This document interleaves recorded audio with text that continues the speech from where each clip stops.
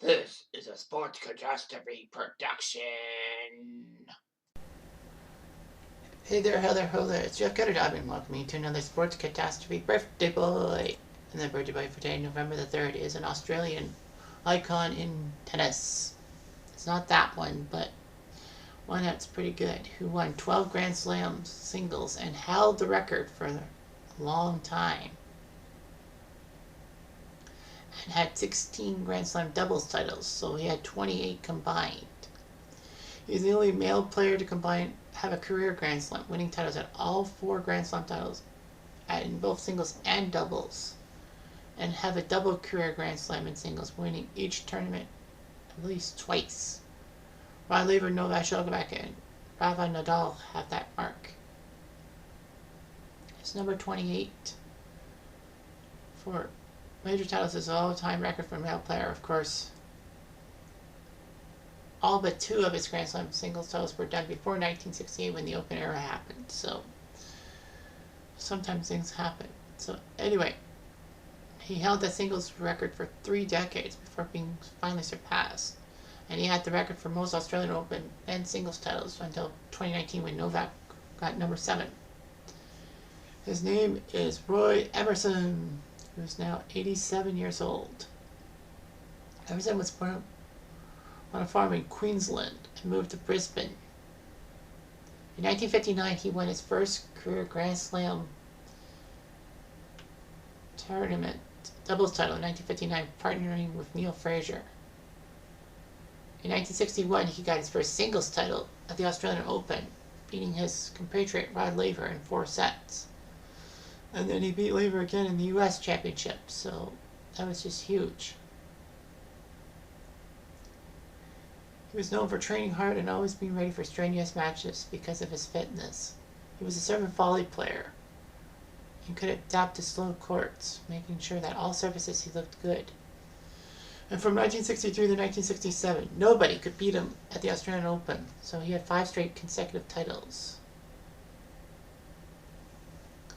So he looked pretty good.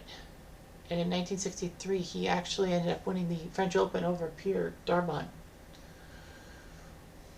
Emerson broke through in the Wimbledon Championships, winning in 1964, beating Fred Stoll.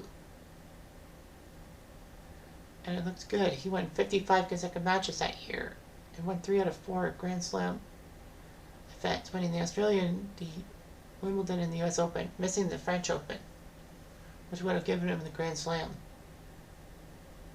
He could have turned professional, but declined and remained an amateur and all of that. So, yeah.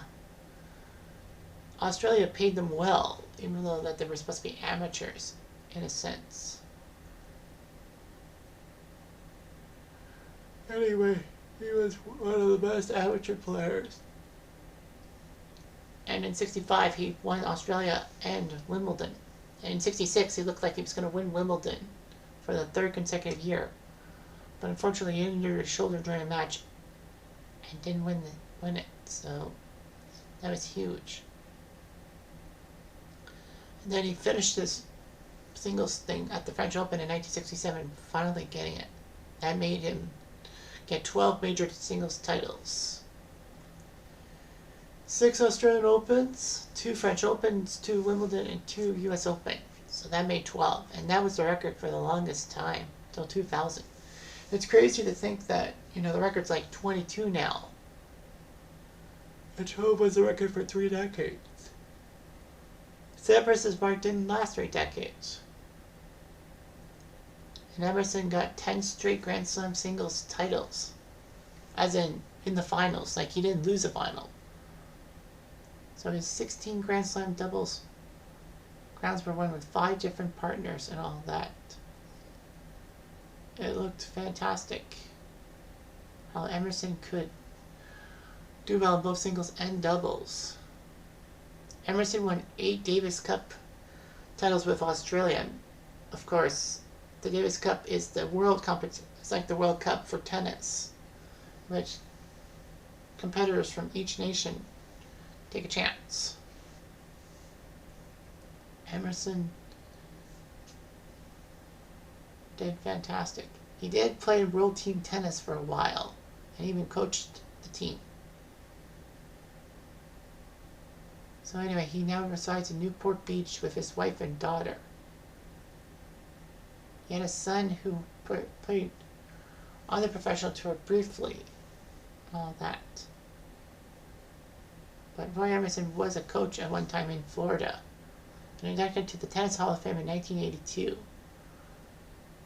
And Brisbane named the new tennis center in honor of him, and even had a museum for him. So in the Grand Slams, he was 12-3.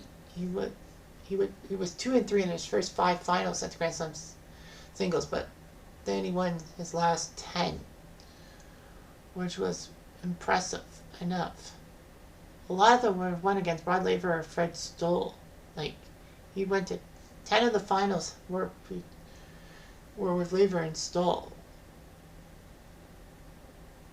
Well, he beat Fred Stoll all 5 times in a final. He beat Arthur Ashe twice in a final, Grand Slam final.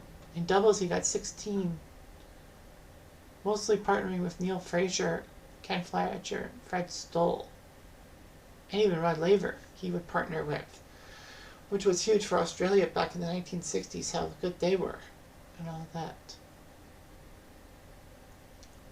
So he knew he could carry tennis on his shoulders, and he certainly did that with so much pride and promise that Roy Emerson was just that good. He may not have been as popular as Rod Laver, but he still was an Australian tennis icon.